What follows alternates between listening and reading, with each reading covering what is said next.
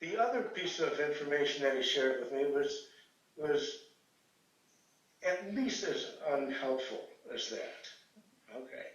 And that is, you're going to go through life, and it's better not to get too close to people because they will die or leave, and it's just better not to do that.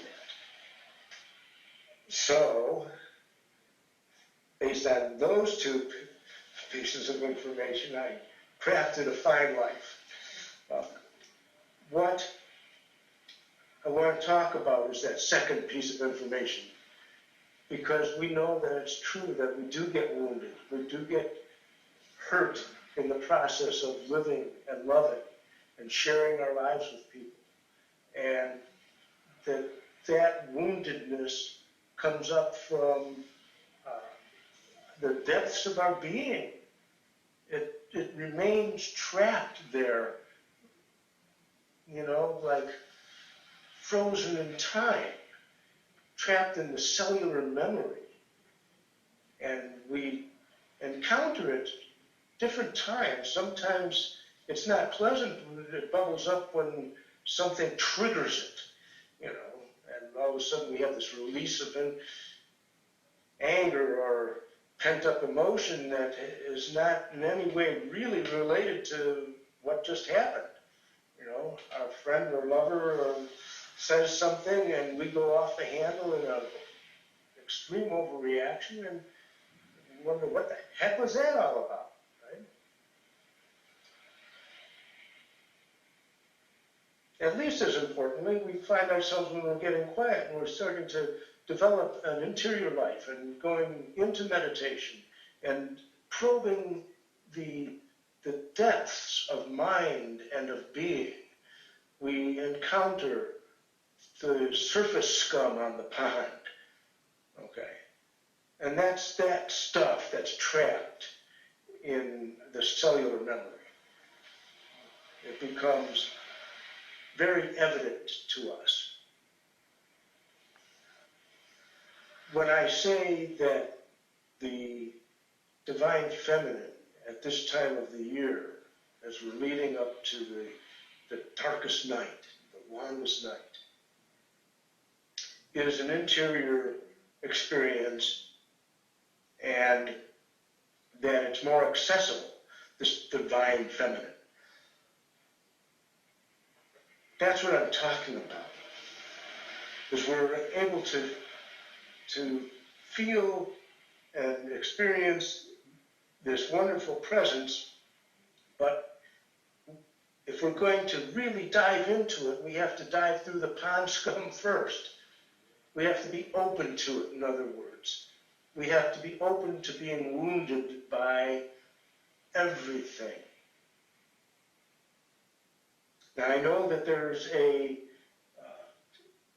tendency for us to feel that if we are living a good life and we are thinking good thoughts and we are positive and that we know the science of mind, that we should walk around with a goofy grin on our faces 24/7 and never feel anything but joy and bliss.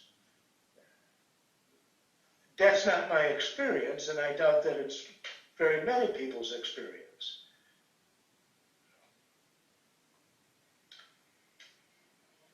It's better to be open to whatever it is that's coming up and not try to make it into something else. Let it come up. Let it destroy you. Let it tear you apart. Let it reduce you to a blubbering amoeba. That's okay, because out of that primal matter to which you've been reduced, you will be reformed. Okay. Now we know that the process takes place interiorly.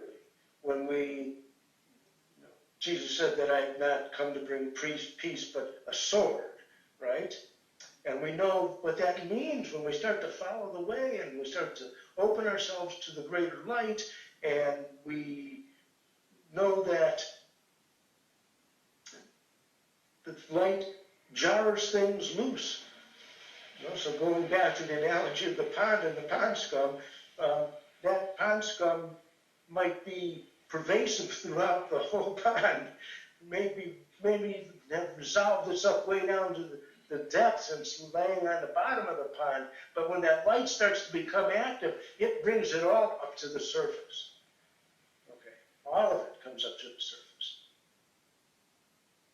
And if we're just trying to run away from it and pretend that it doesn't exist and say this isn't the way a spiritual person should feel or think, then we're missing an opportunity to let it move through us. You know, we walk through the valley of the shadow of death. We shall fear no evil. What's the key to that? We walked through it. We didn't stop there. We didn't decide to pitch a tent and live there. We're walking through the valley of the shadow of death. And we don't fear it. We accept it and we encourage it and we allow it and we invite it and we nurture it as though it were our wounded child. You know? And it's brought into the light and it's healed. What does that enable us to do then? Now we're able to dive into the depths of her, the one, the great mother being.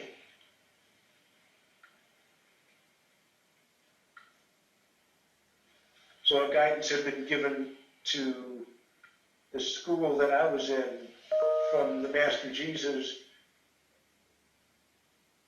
many, many years ago that said, who knows the greater darkness shall also know the greater light.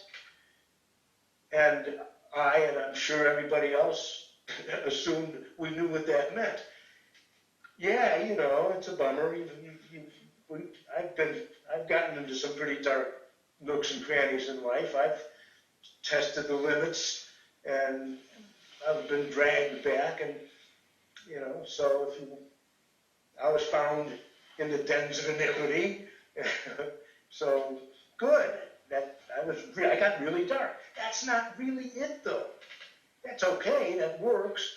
But more than that is the greater darkness is the divine feminine. It's the mother.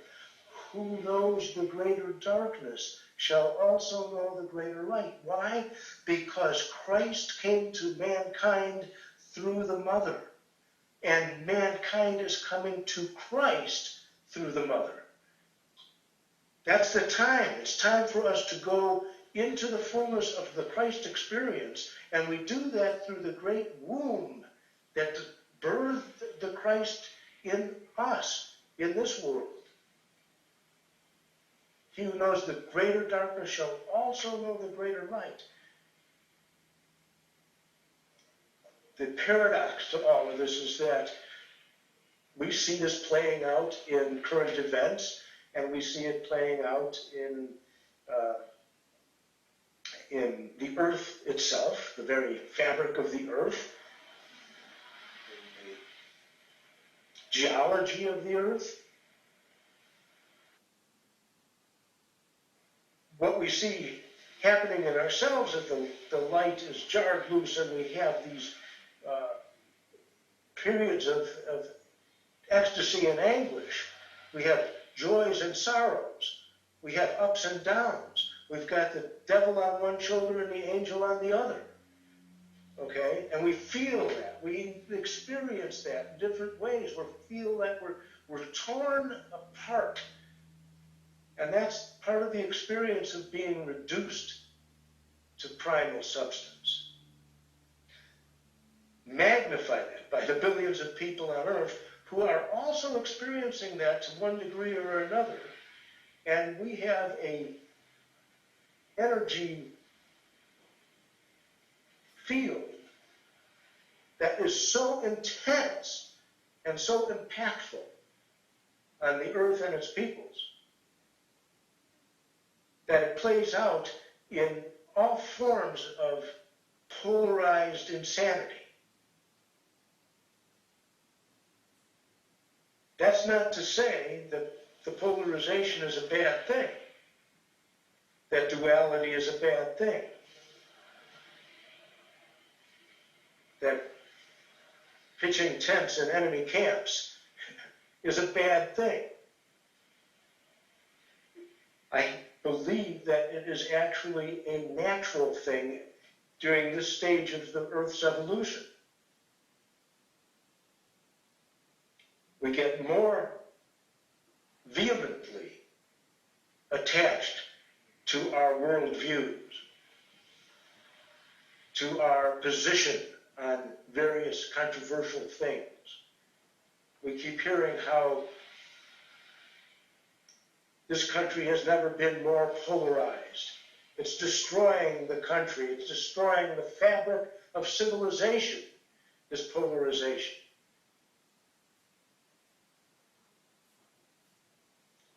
Yeah, good. The fabric of civilization needs to be destroyed, doesn't it? It needs to be destroyed in me so that the greater experience of who I am as an infinite, eternal being of light, life, and love can emerge and be realized. Not theorized, but realized.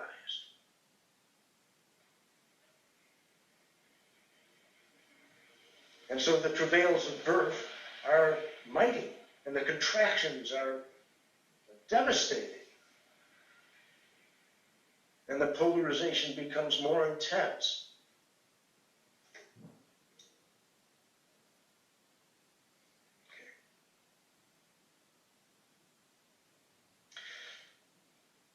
So when we talk about polarization, we're talking about polarity.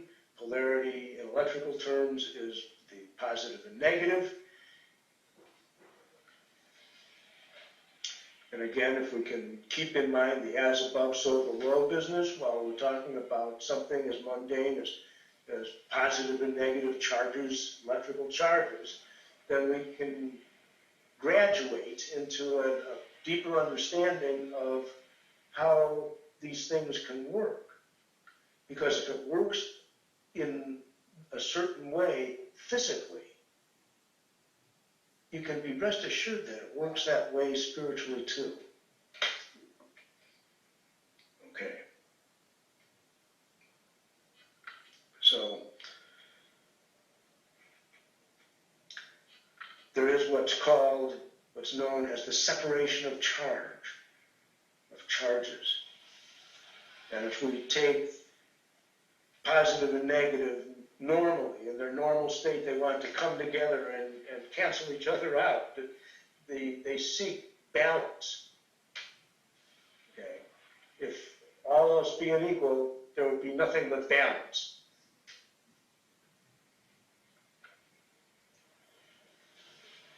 There's a lot to say about all this. But let's keep it to this, that if we were able to separate, move the positive and negative charges apart from one another, knowing that what they really want to do is come together and just keep them apart, and then intensify their charge, the strength of their respective charges, the field between them becomes so intense that it begins to strip away atoms from molecules and strip away electrons from atoms, so that you end up with this plasma substance that exists like a gas between these two charges. And we know that that substance that we're calling plasma is known scientifically as the fourth state of matter, the other three states being solids, liquids, and gases. Plasma is the component of all those three. Plus, it exists independent of those three. So it's not a magic substance, and when we see plasma, and it can be seen, and we manipulate it, and we can use it, it's not like we've discovered God, there's some God substance, any more than any other substance is God. What we are given an opportunity to do is say, you know, this is very similar to, this is akin to ether. You know, fire, earth, air, water, and ether. It's akin to primal substance. It's the matter from which all matter is formed. It's very similar to that. It has that quality to it. And what a wonderful idea that by intensifying the polarization, the separation of these charges into these opposing viewpoints, into whatever you name it, whatever the opposing viewpoints you want to throw at it right now, whether it's men and women, whether it's atheists and believers, whether it's Christians and non-Christians, whether it's liberals and conservatives, it doesn't matter. Those are the polarized extremes. And isn't it obvious to us that all those enemy camps are just getting stronger and stronger and more intractable in their positions? And the intensity is leaving the middle ground gone. It's not like there's as many people that are in the middle between those two charges as there used to be. Okay? A moderate Democrat, right? Or a moderate Republican. That those are like terms that hardly exist anymore or mean anything. There's this stripping away into these intense polarized charge fields. That will help. The fact that that's going on will help to shape things down, resolve form. Okay? And all of our constructs and all of our civilization and all of our belief systems, these are forms. It will shape forms down to primal matter.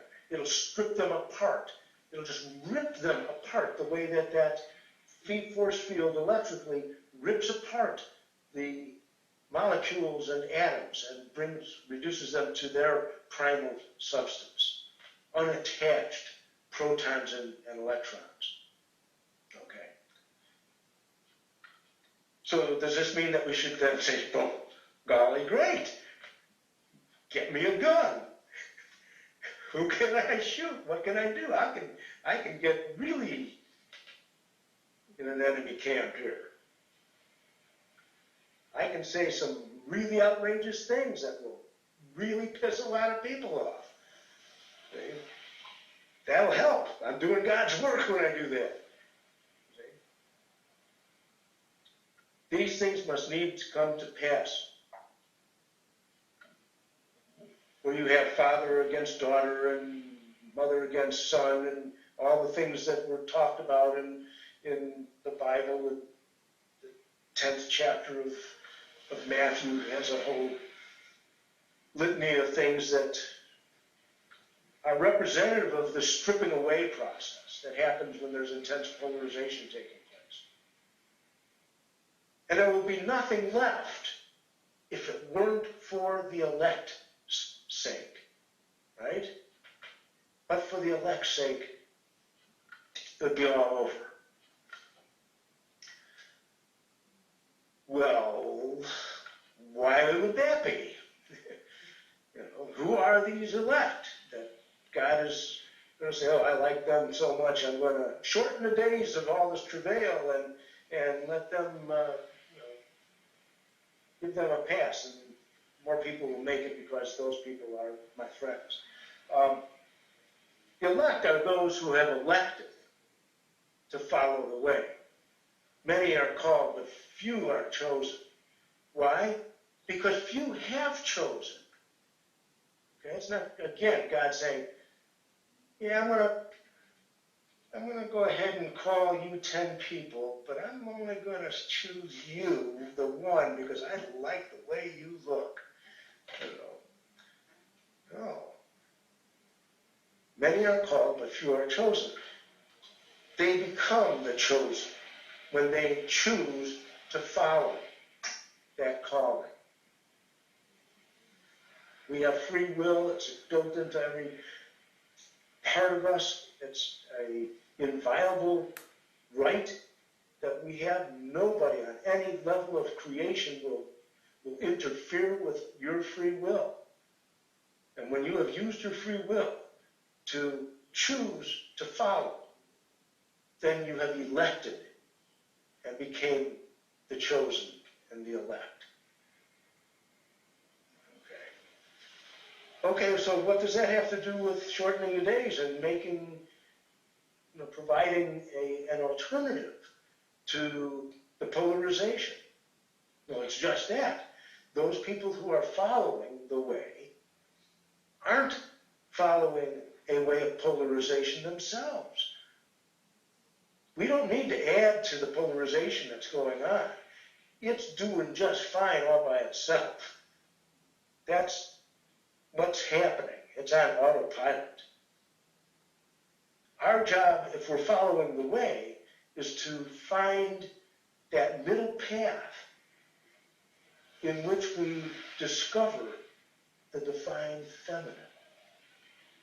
Because we've allowed ourselves to be torn asunder, because we haven't tried to protect ourselves and insulate ourselves from the intensities of life, but we've encouraged them to bubble up and to wash over us and to transmute us.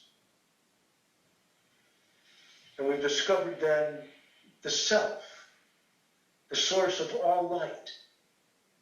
And we stand in that holy place. And because we do, and because we are part of this world, and we are part of the mind of this world, our brothers and sisters of this planet can avail themselves of a choice. So when their free will is asking them, what is it that you want to do? Do you want to continue in the insanity of polarization? Or have you been reduced to your primal matter enough so that you can make a choice for something else? And if you have been, here's what that looks and feels like. It's already in the world. The new heaven and new earth is here now. And it's being manifest in a group of people who have chosen to be the elect. That's not some sort of ego thing. It doesn't make us better or higher or special. It merely means that we have chosen to follow the way within.